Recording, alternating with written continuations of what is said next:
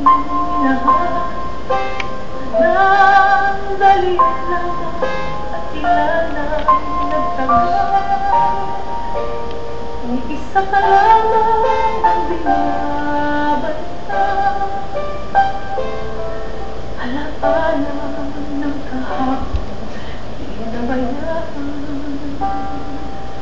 Sa dinami-dami ng ating nakapiling, kung sino-sino ang umibig sa atin, yung isa pa lamang inaasang-asa ang nakalipas, di maaaring balikan.